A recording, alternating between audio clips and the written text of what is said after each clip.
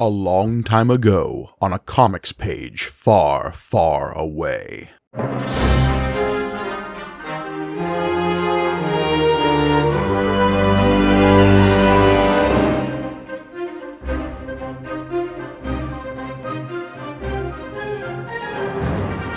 Greetings and welcome to May the Panel Be With You, the Star Wars comic book show brought to you by the Punch Up Entertainment Network. I am your humble host, Mike Gargoni, and joining me, as always, the weird space monster to my little gerbil guy, it's John Campbell.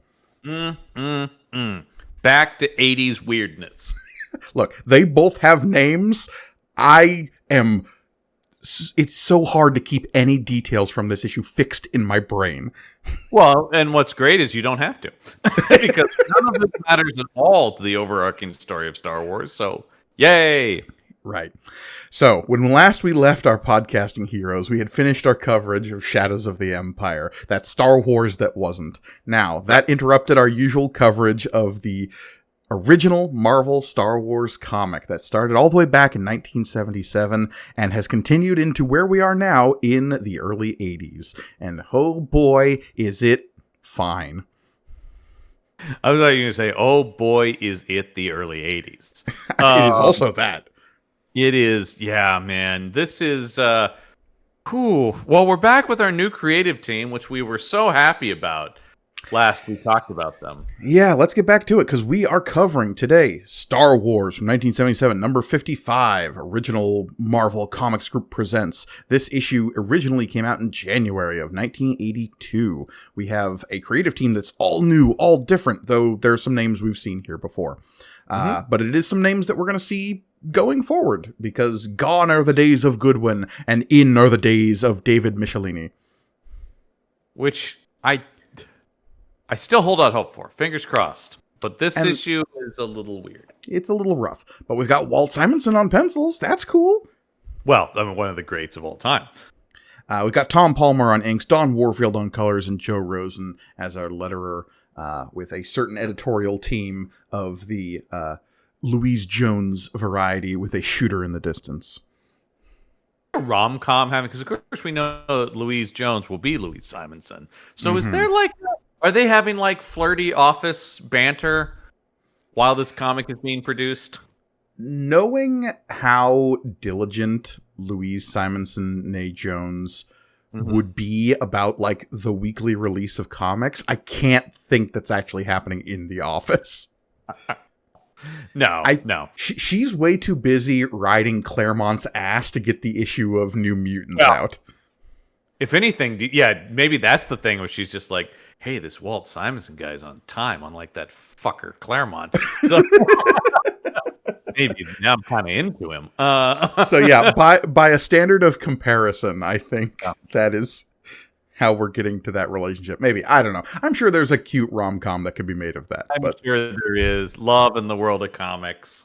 I like them as a couple, and they're adorable. And they're both super talented comics creators. Though this may not be the greatest example of that. Although I do think Simonson's art pretty solid as always. Yeah, and I'll look, Simonson, and I think Michelinie is pulling for some references here that I personally understand, and I can point at it and go, oh yeah, I get what you're doing here. It doesn't, like so many issues we've covered of this book, it doesn't necessarily feel Star Wars-y. It feels space adventure-y. It's interesting. Yeah, we've talked about this before. It's interesting to see that even after 2 movies, the like Star Wars vibe is not super in the culture yet. Yeah, or at least not in where people can really replicate it in other creative stuff. It's interesting. But they're still pulling from references to other space adventure stuff in a way that, like, okay, the kind of Flash Gordon of it all is definitely top of line when it comes to telling Star Wars stories outside of the movies, I feel like. That's what's interesting. I think that's what's interesting, is it's still using the aesthetics and characters that Lucas created, but then also reliant on the things that Lucas was referencing, like Flash Gordon or Buck Rogers or, what have you, space opera stuff. Let's get into the cover here, because right off the bat, we have a scene that could get 10 speed That's amazing. How?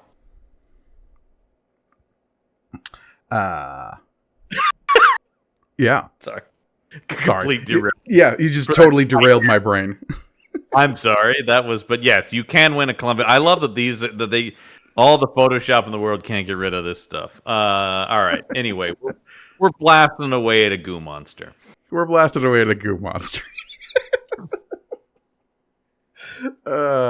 Win a Columbia 10-speed. Yes, for our listeners who can't see it, there is a big banner on the top of this cover that is an advertisement to win a bicycle. Yeah. 10 speeds, man. 10 speeds. Speeds 1 through 9 need not apply. Anyway, sorry about that. That's my brain. But yes, we do have a pretty cool cover here. They're shooting a goo monster. They're in a big crystal cavern. All our friends are there. They sure are. I mean, at least from the back, it sure looks like I see Leia, Luke, and Chewie, and included rebel soldiers that would come with the playset. So I will say this cover is delivered upon. They do in fact shoot a weird flying goo monster in the issue. So look, correct. No false advertising here. That's all we ask. That's all we ask. Let's open it up. Ooh. Because this was promised for those who forgot low those 6 weeks ago. The previous issue promised this next issue. Pliff. Now, what is Pliff? I still am struggling to understand, but we'll get into it. Those existential questions that has no answer. What is Pliff? I think it's a little psychic mouse guy, but I think that might be the best answer. I also think it is a word that was said out loud for the preview for the next issue that when they wrote it in the previous issue, maybe they didn't know. Because stupid me, I thought they were going to Pliff, but it's right here on the first page. It says Pliff! Exclamation point, and then the planet is Arbra. Okay, not Pliff. Got it. Mm-hmm. I will say, right off the bat, I was a little bit struck by speeder bikes in a big forest. This is Return of the Jedi. Well, and you can tell because these don't look like the speeder bikes. In fact, they look more like those Columbia 10 speeds that were mentioned on the cover. Look at the bicycle handlebars on these. I think these look more like the colorful Vespa scooters everyone was complaining about from Book of Boba Fett. Which I had no problem with, and I'm sure made great toys. Yeah, no, they do have that vibe to them for sure. These are they're little. They don't have the elongated like aerodynamic whoosh of the ones that are going to be in Jedi. They're a little bit more like these things are going. Mm-hmm. And yeah, we see Leia, Chewie, and a bunch of extra action figures that come with the playset swooping through this big primeval forest on the planet Arbra, which Rebels have nicknamed Salvation. Because this place seems perfect. We're in between Empire and Jedi. The Rebels are kind of on the run. They're looking for a new base ever since their old place at Hoth got blowed up. And Leia's so happy about it. She says, "This looks like a good spot, team." In her, I love that she's like, "Do you guys have a white helmet that matches my outfit?" Yeah. Coordinate with Leia. Interesting that all the Rebels here are still in their Hoth costumes. Yeah. Well, they still have we ordered a ton of those. We thought we were going to be on Hoth longer, so everybody's going to have to make do. Yeah, we don't yet have our cool forest outfits that show up in Jedi. Right. Well, we don't get those until Endor. That's true. Yep. So, yeah, they're searching for a new base. They found this planet Arbra. Leia's poking around. They think they found a good spot. And they find a clearing in the woods. And as they're poking around, we get a little bit of dialogue between Leia and Chewie being like, hey, this is great. And also, 3PO on a fucking speeder bike? 3PO operating vehicles has become one of the weirdest parts of Star Wars comics to me doing this show. Like, if you had asked me before we started this endeavor, I would be like, no, he's never piloted anything that moves. Because, of course not. You would think he would completely lack the dexterity required to steer around anything. Yeah. And you would also think, I mean, like, if this thing gets up over, 20 miles an hour, he's going to have a panic attack also. Like, he's just not built to move, man. Also, it's another thing where it's like, what do we need him for? They just keep dragging him from place to place in this comic because he's 3PO and the book needs him. I could understand bringing 3PO along to an unknown planet in case you run into intelligent life and you don't speak the language, right? Having a translator. Sure, but treat him like cargo at that point. Fair. He should be strapped to the back of one of these bikes and maybe turned off. We do see some local fauna, though, here as they're powering down in this clearing instead of a camp. These little rabbit things that are like big, floppy-eared. You can see them in the panel if you're watching along with us on YouTube. But for those listening, they look like rabbits with like weird curly-Q, like unicorn bits coming out of their foreheads. Are they called hoojibs? Hoojibs. They're called hoojibs. That's what 3PO calls them. I don't know where that name comes from. I think they just made it up. Because, like, they landed on this planet looking for a base, and they're like, what are those things? Well, they look like a hoojib. Sure, we'll call it a hoojib. They pose no threat, and they're cute. When a comic book shows you a cute animal, and then focuses on it for several panels, and goes out of its way to say, they pose no threat, what do you think is going to happen? Yeah, I think they might be trouble. Yeah, it's just possible. Yeah. So hoojibs, and I don't know, is this Leia all of a sudden dressed like Marlon Brando from The Wild One? Tough to tell. It's definitely her taking the helmet off in that like second to the top right panel. Right, but then when it cuts to the hoojib on the handlebar of the bike, and is that supposed to be Leia in the background? What is that outfit? I don't know. Tough to say. But there's a lot of rebels here. It could be anybody. It could be. I don't think we see this person again, though. So anyway, because we immediately see we've set up camp very quickly. Well, they're like prefab tents. They just popped up. Yeah. We see hoojibs scampering all over the place. They're cute little guys. They're just little guys. They are. When we turn the page, this hoojib on Chewie's head feels like these are forerunners to porgs, the way that they interact with Chewie. Mm-hmm. Okay. So, this doesn't make any sense knowing what we know about these things later in this issue. Why are they acting like cute little animals? I mean, other than they're what? I mean, are we to say that they are putting this on as a show? But in theory, they've never interacted with humanoids before. They say as much. And yet somehow they're like, we'll all decide to act like this for some reason. Yeah, it's very, very strange. Spoiler for later in this issue, but these things will turn out to be intelligent and psychic. Right. And so why they don't immediately make contact with, like, greetings, strange creatures. Yeah, I don't fully understand. Yeah, I don't fully understand them. Believe it or not, I don't think this was super well thought. Yep. Because even Leia's like, sorry, little fella, I can't play with you just now. And this thing's going, oh, whatever, doing. I'm sure it would have a cute noise in the Star Wars movie. Anyway. Yeah. I mean, they're Nibbler, right? From Futurama? They're very nibblery. Yeah, no question. Because you think they're cute, and then they have this... Yeah, meanwhile. In space! Oh. Wow. Star Luke's Wars in space? Who'd have thunk? It turns out the Rebel fleet is actually here, above Arbra. They're circling around, and Luke is with them because he's still recovering from stuff that happened before. Yeah, and he's in a giant... I mean, this looks a little bit like a space jockey chair from Alien, right? That's gotta be the... What year does Alien come out? 79. So that's gotta be a reference here. I mean, we're coming up to Aliens at this point. Mm-hmm. Aliens is 84, 83? I guess it's a little bit further. I think it's actually 86, but... Okay. Anyway, yeah, this does look like exactly the space jockey chair. Yeah. 100%. And so they're talking about, like, hey, this could be great, man. Clearly they think it's really great if they've already brought the whole fleet there. Yeah, I mean, it looks like they just dropped off Leia and a bunch of her buddies off on the ground, and they're reporting back to the fleet now, but telling, hey, don't stay in one place too long.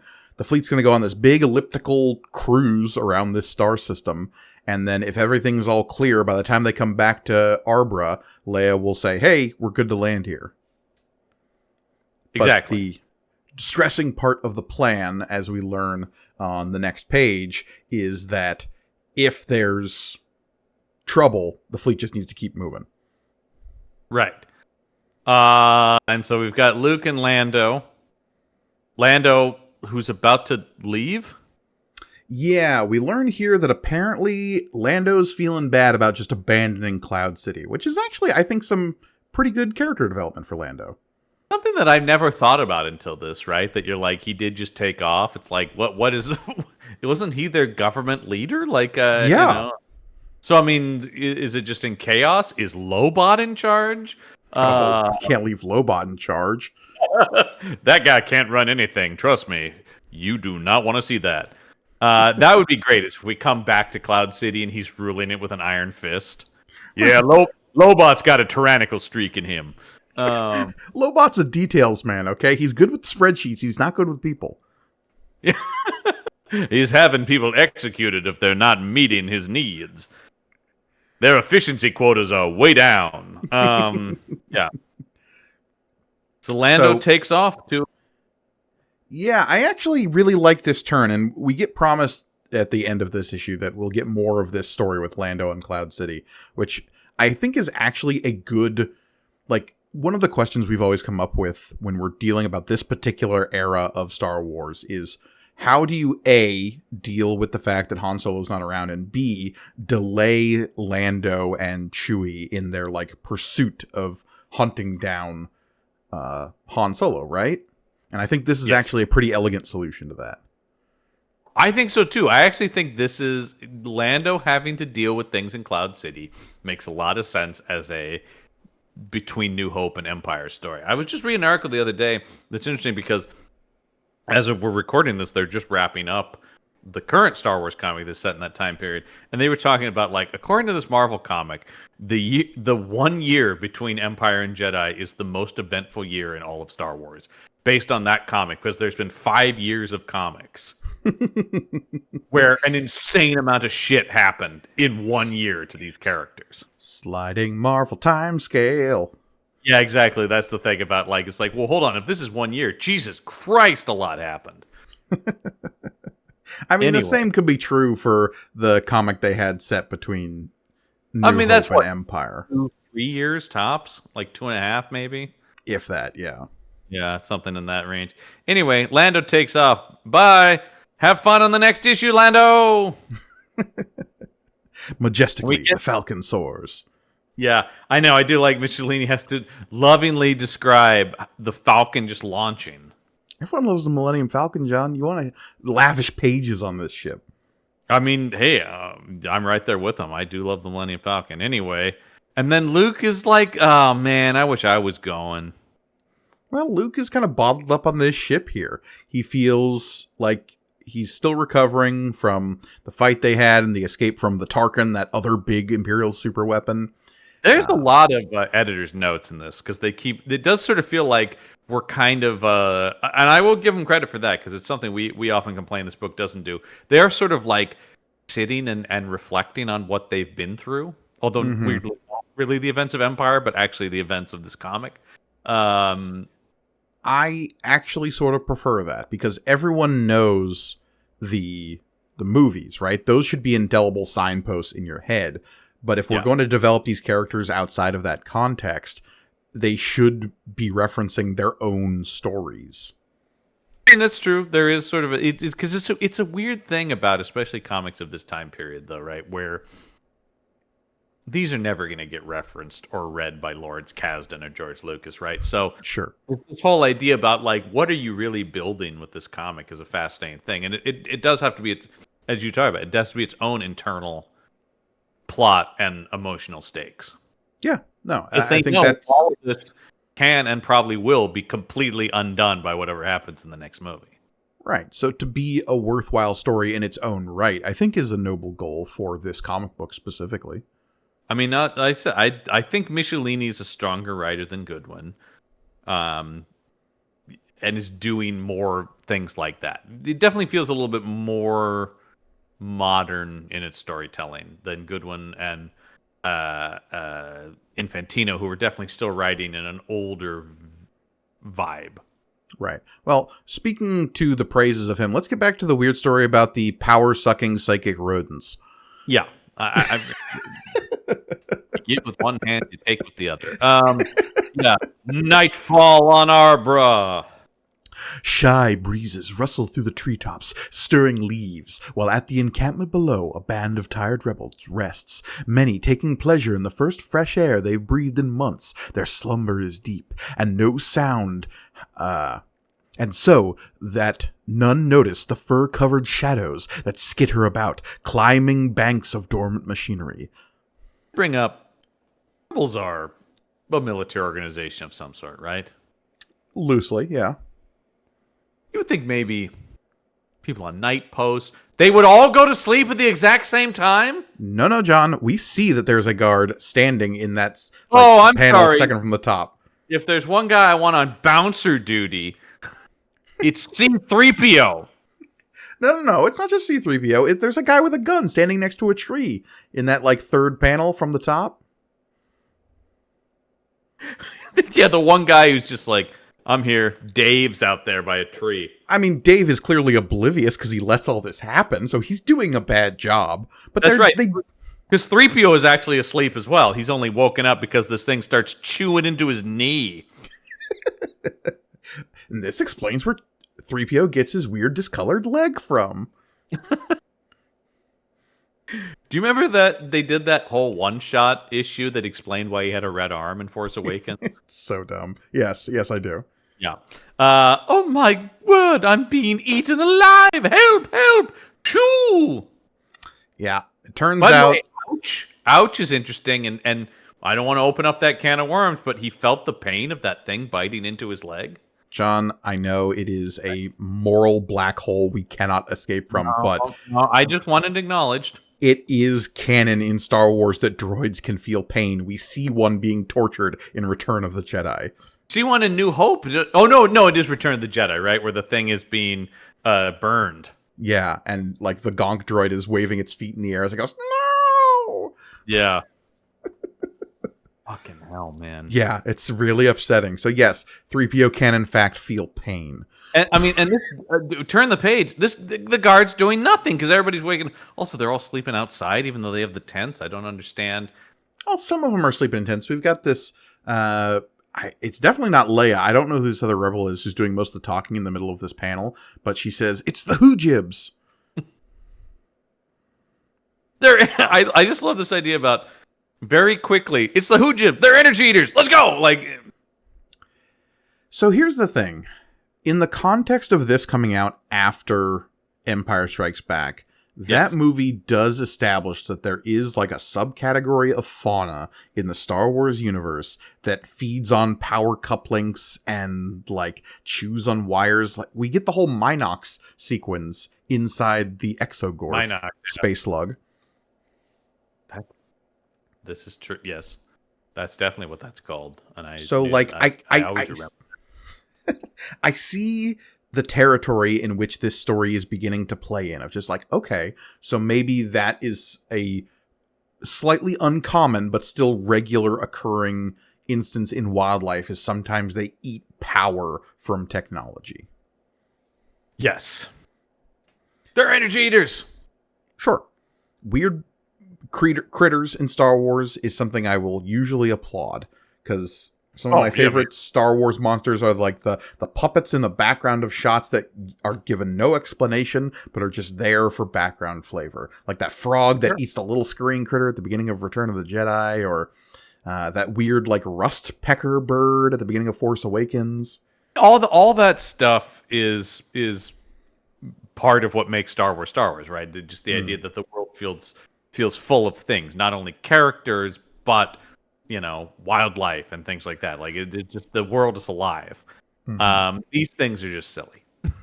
Well, especially when they're scurrying away, people they try to shoot at them, but they can't because even their blasters are out of power. Uh-oh. That's bad. And then they're like, Chewie, stop them. And he does? Well, he picks one up. He snags one of these things. That's not really stopping them. And then Chewie roars at it, and then it gets an expression like a creature out of a Dr. Seuss novel. Yep. And it says, psychically, "Oh, do put me down, won't you? There's a good fellow." I did also read it with a British accent. I mean, you write it like that. How do you not? It talks telepathically? Of course I talk. Most civilized beings do, you know. And by the way, that's Pliff, not it.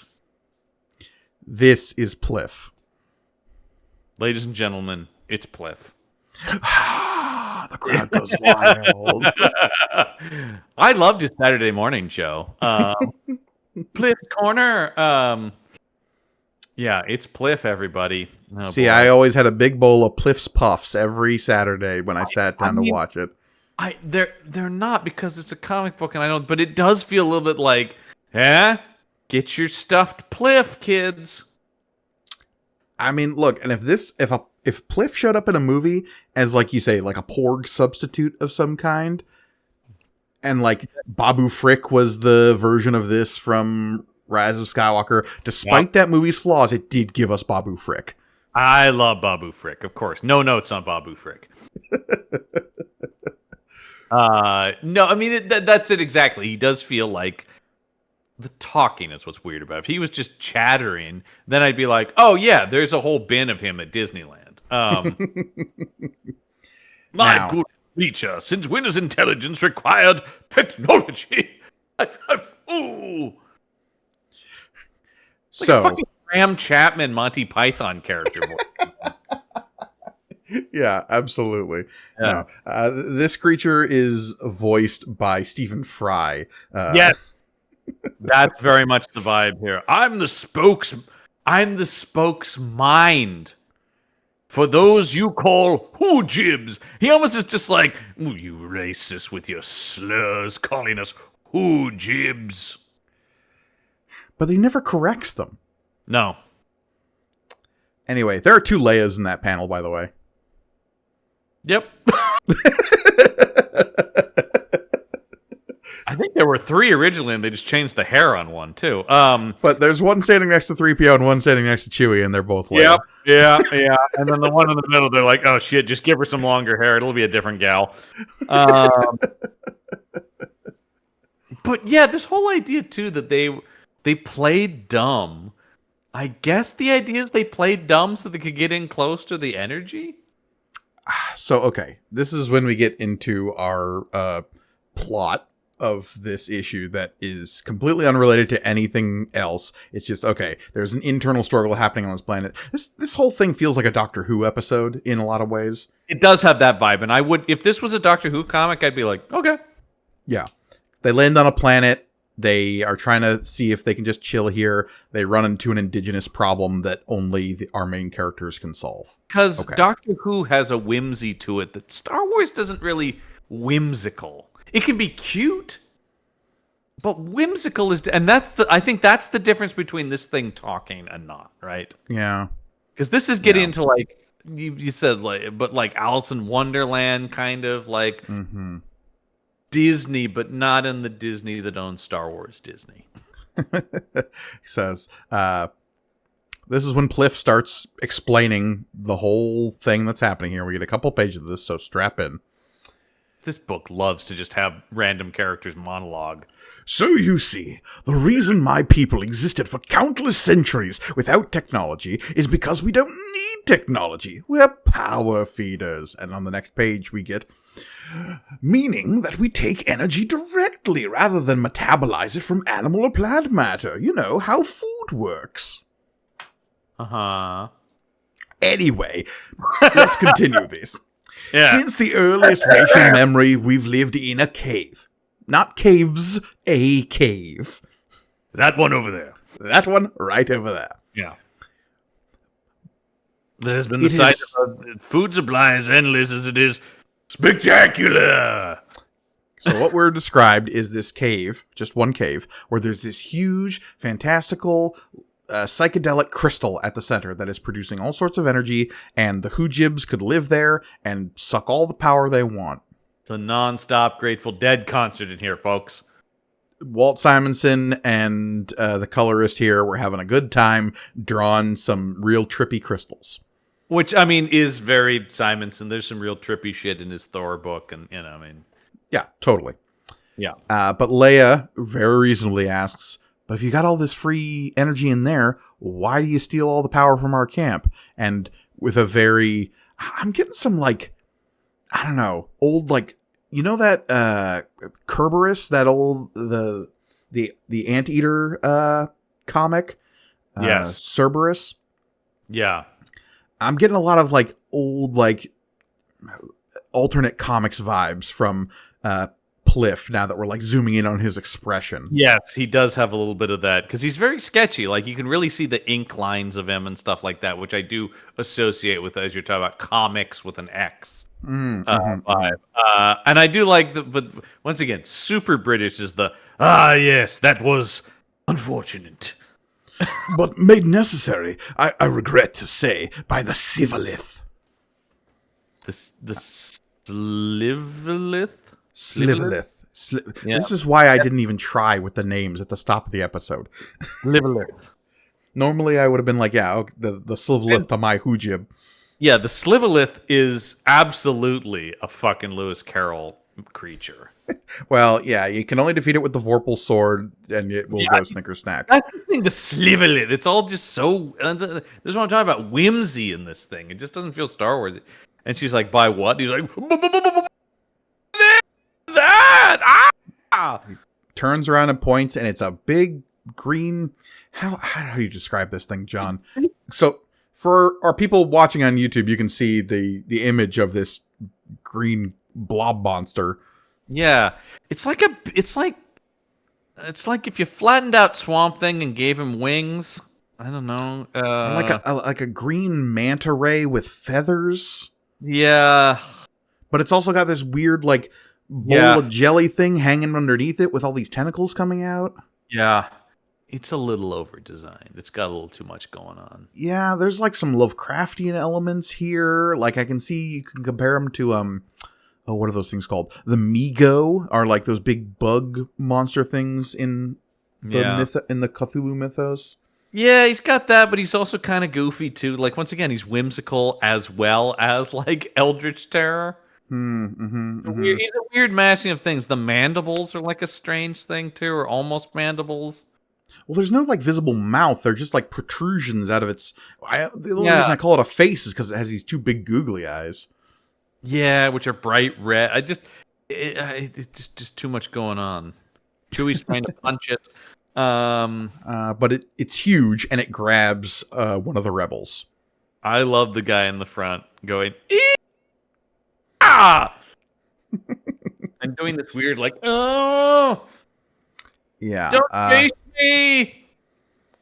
So it grabs. It might be that guy. I don't even know. By the way, is Chewie 8 feet tall? Chewie is as tall as he needs to be, John. I don't think he's 8 feet. That's pretty fucking tall. Because the captioning does say, but even an 8-foot Wookiee has limitations. I mean, Mayhew was like 7. And so maybe give him a couple inches, but he's no more than, I think 7.5 would even be too much. Well, I mean, look, with the arms up, I think he could maybe get to 8 feet. Yes. Okay. There you go. If we're talking wingspan, he's got reach. But yeah, this thing is this is basically just a panel to be like, this thing's even stronger than Chewie. See, now I'm going on to Wikipedia and seeing if there is a canonical height for Chewbacca. 2.3 meters is his canonical height. Quickly to my translation.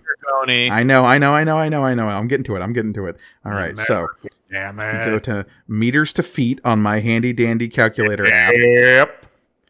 2.3 meters, the canonical height, translates to 7.5 feet. Okay, that's about where I would have put him.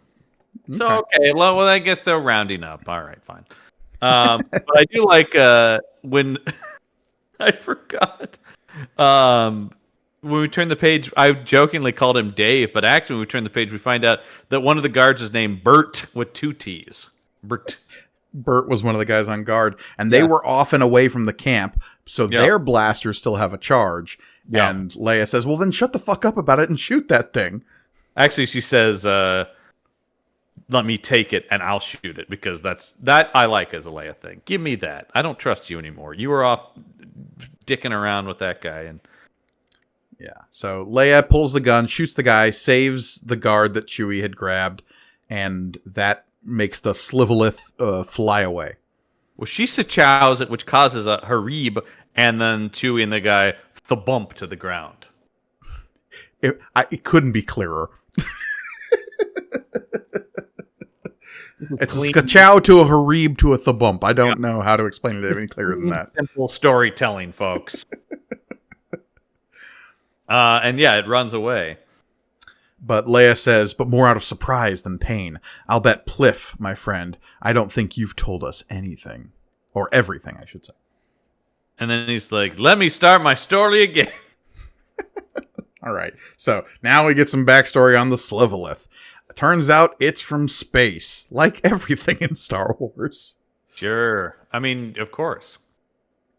The Hujib were apparently able to read its brain a little bit, but it doesn't have much of a mind. We're leaning into some Lovecraftian stuff here. It's just a thing from space that has always existed. It definitely does get into some Eldritch horror kind of stuff, right? And it's old as time itself. Mm-hmm.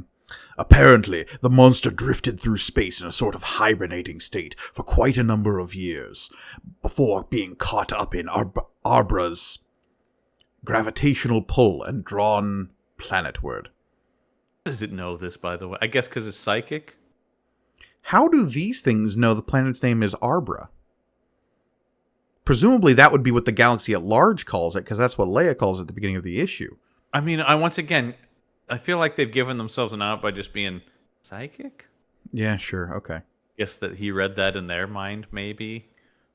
Or his But once within the atmosphere, it gained mobility and a goal. After floating so long in the constant chill of space, it sought warmth. Unfortunately, the warmest spot on the planet, due to the geothermal power rods, was our cave. And thus the monster drove us away, forcing us to forage for whatever food we could find, including, I'm embarrassed to say, your energies. He's so British. I'm terribly sorry. The embarrassment, the shame I feel. 1,000 apologies, Mistress Leia. Would you care for a spot of tea before we continue? I feel like he's about to offer some tea. And she's like, hey, man, that's cool. That's cool, Pliff. We get it, man. We all have to do what we have to do. And now we got to save the Hujibs. By fighting the Slivolith. I specifically said that was a horribly racist word for us, madam. No, nobody cares. Great.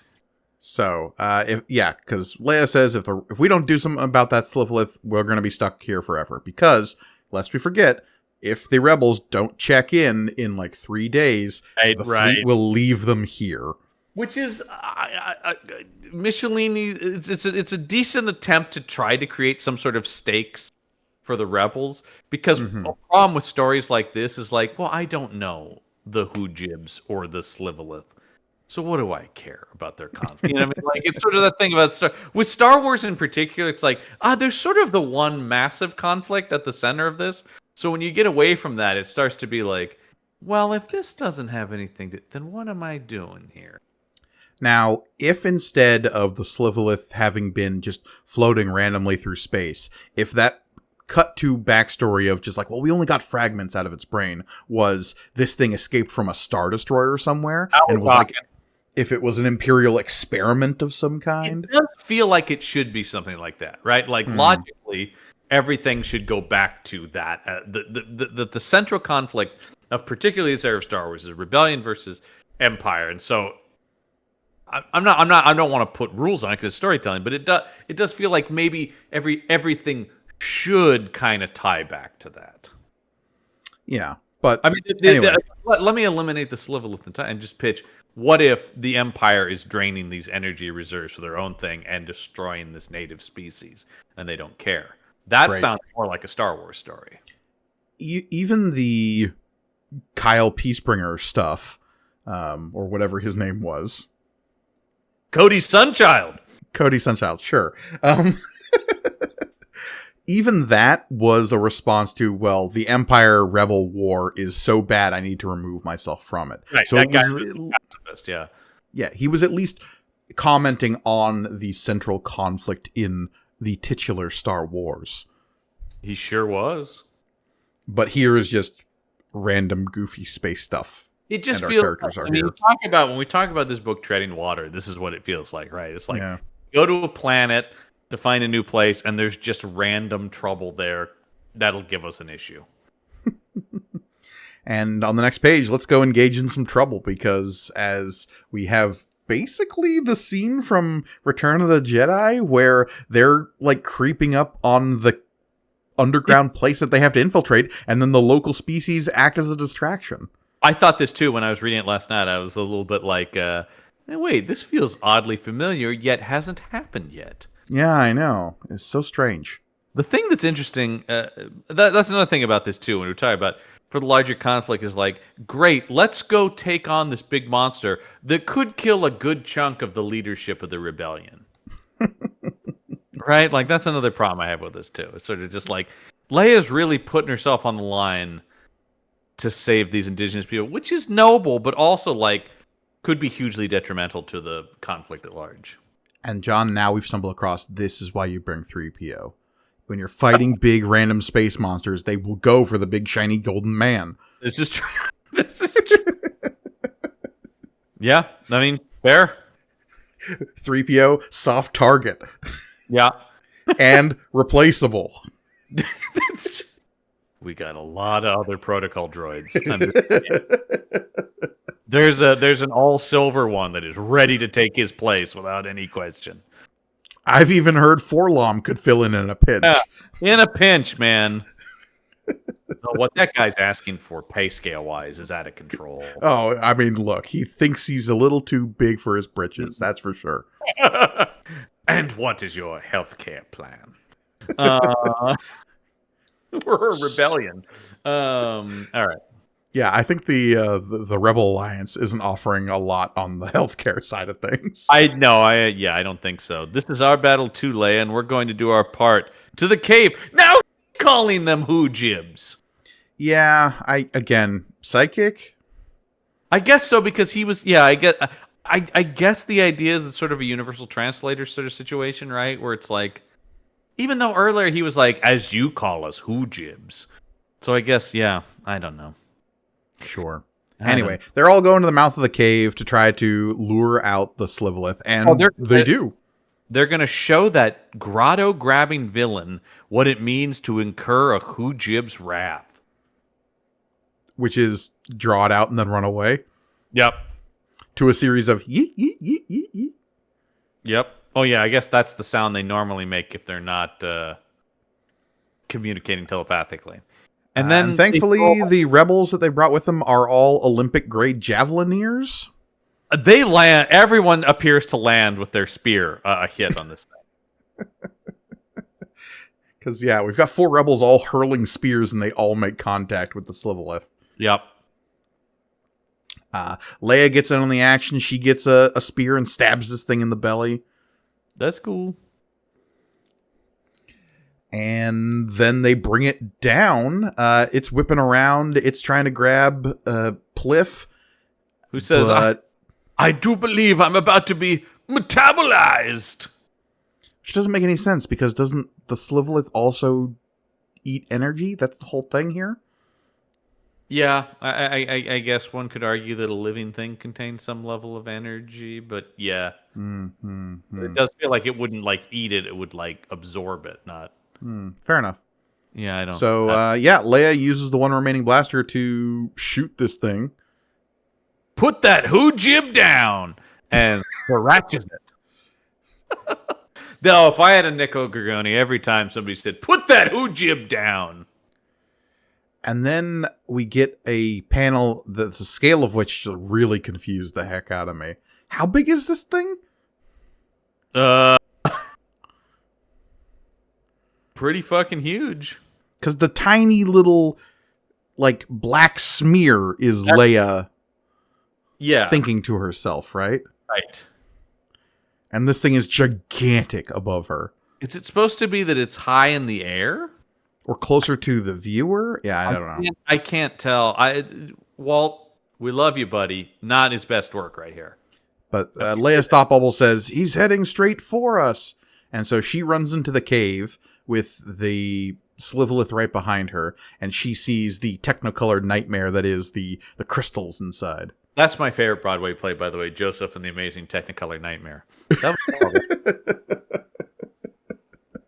That was my off Broadway sequel. Mm-hmm.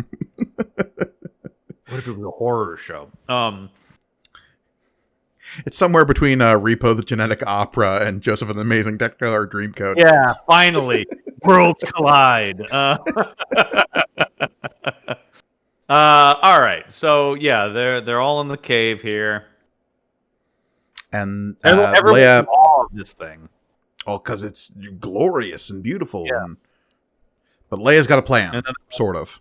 Well, I mean, I will give this once again, as silly as this is. Hey, it's Leia's on brand. She's being a military leader. She's not being dumb like she was on that issue a while back that we were real upset about. Sure. No, that's true. And she's not being a Deja Thoris stand-in either, so, I'll take it. Flashback. Yeah, and that is the thing. This issue is not great, but it benefits from us reading some real insane shit. Yeah. Okay, Gemmer.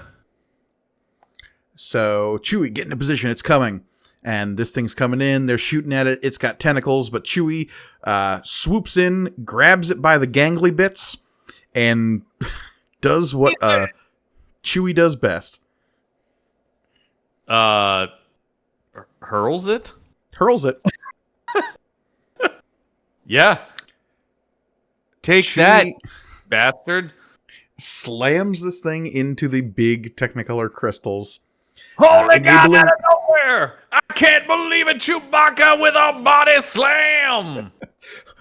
Chewbacca with the crystals from the top of the rope. Oh my God, he's got a folding chair! This is absolutely what? That cannot be legal. So, to slam the star spawn monster into and through a nearby jungle of towering razor-sharp rods. Oh yeah! So yeah, Chewie just basically fucking body slams this thing. I mean, basically that's all it takes. But earlier, Chewie was powerless against it. I guess the idea is that they've weakened it? Or they've just lured it into a space where they can take advantage of momentum and physics. Yeah, all of a sudden, once he gets his hands on this thing, it is over. With a big crinketlash. Yeah. And he is done. He is done forever, man. Yeah, because then the crystals start collapsing on top of this thing, and then it explodes for some reason. I love it.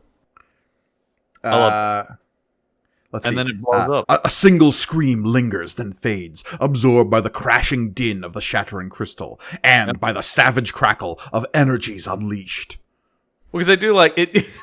It's actually the same structure as one of my favorite jokes in the movie Groundhog Day when Bill Murray drives off a cliff and one of the things, and Chris Elliott says, he might be okay. And then the truck explodes. Yeah. Probably not, though. That's what this feels like. It's like, it's dead. Wouldn't you say so, Chewie? And then it explodes. Yeah, it's probably fucking dead then. Great. Now we can recharge the radio. Yeah. And...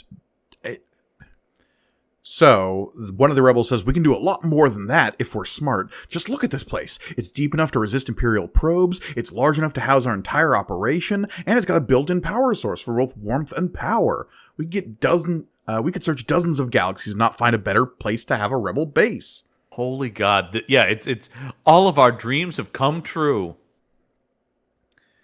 And then Pliff is like, hold on. Whoa. Yeah. We live here. You get that, right? Yeah, that guy lives here, man. Like, Beardy Rebel up front here is like, sorry, little guy. We like you a lot, but we're tired of running, as he brandishes a spear. I'm about to slit this little thing's throat, man. It's gonna happen. It's gonna happen. Oh my god, I'm gonna kill him. Based on Yeah. what we've seen of the Hoojibs, this would be a one-sided and really depressing fight, I think. Yeah. Not great. But Leia steps in before things can escalate to violence. Please don't murder these little creatures. Because Cliff's right. The Empire's taken away our homes, and we won't stoop to their level by doing the same to someone else. Leia's making a lot of sense here. Yeah. Because I was about to beat this thing to death. Yeah. Farewell, Hoojibs! No pushback. Once Leia says that, I guess they all come to their senses. They all went a little crazy for a split second. And then they're like, oh, God, yeah, genocide's bad. Okay, yeah, You're right. Especially because we know they're like, not that it's cool to wipe out indigenous, non-intelligent creatures, but especially when you know that they're intelligent creatures capable of communication and like feelings and stuff. Here's the thing. Yeah, but there was a moment where I was going to wipe them all out. Why would that have been necessary? I can't imagine they're going to... Why can't they just all hang out here? Yeah. I mean, they're not... They're pretty little. I can't imagine that the rebels couldn't work around them.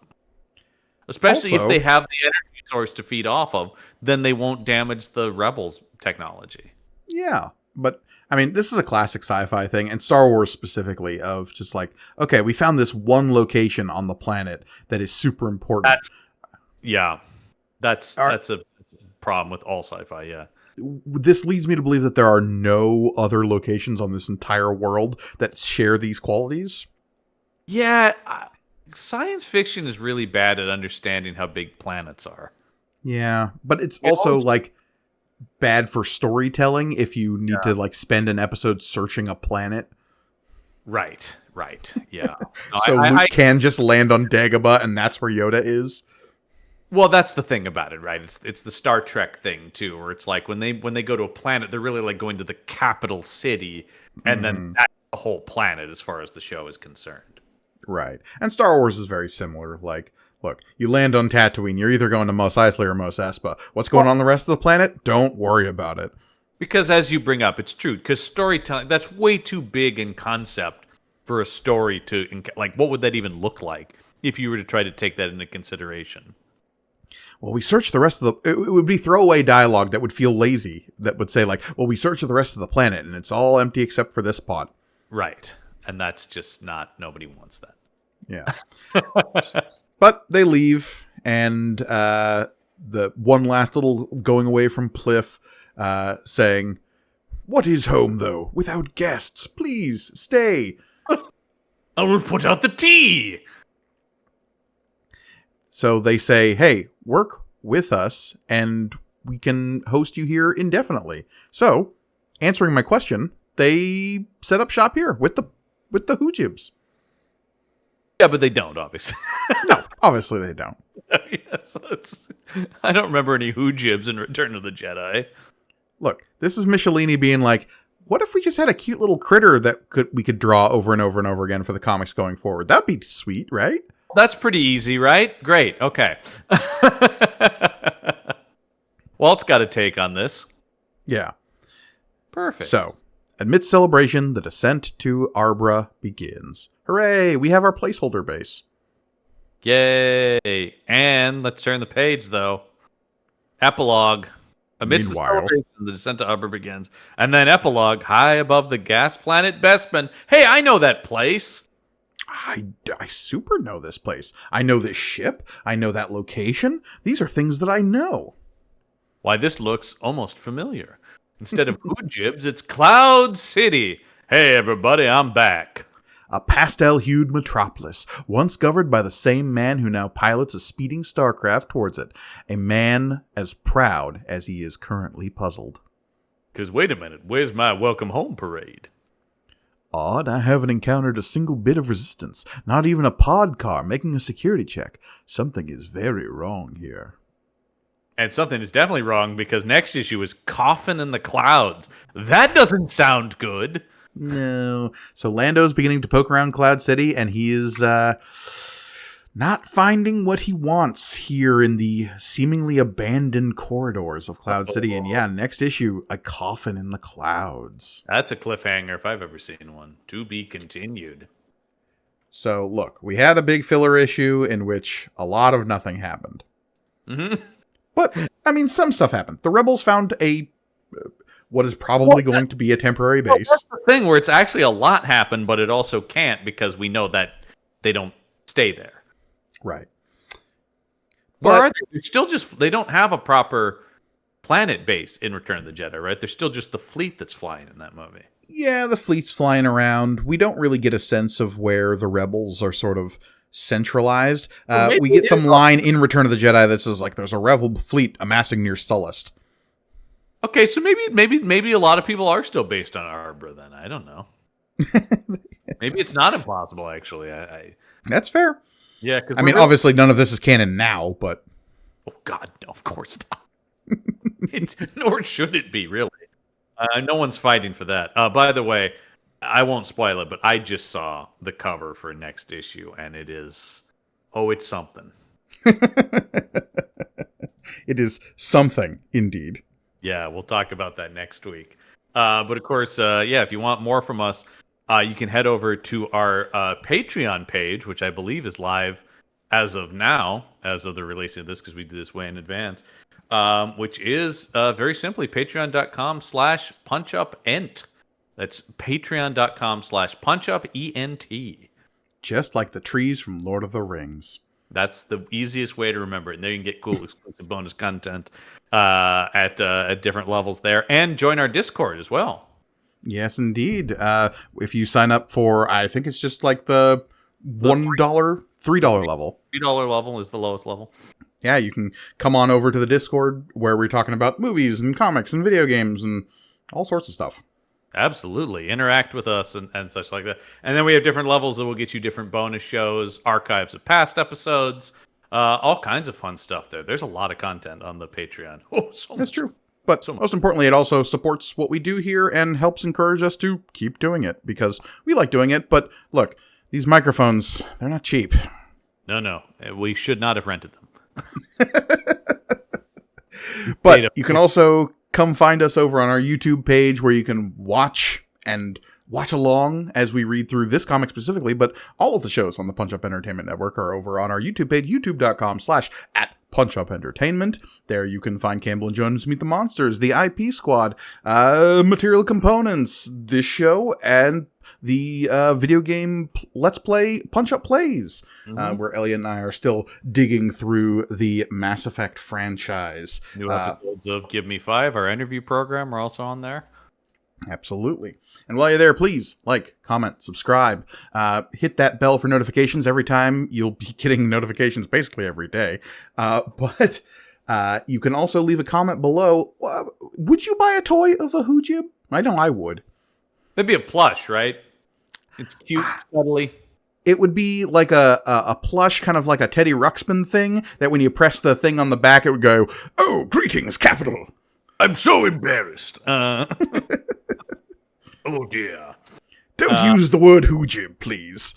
Yeah, super offensive. Good lord. But I think that is going to do it for this week's episode. As always, I have been Mike Gargoni. I'm John Campbell. And remember, may the panel be with you.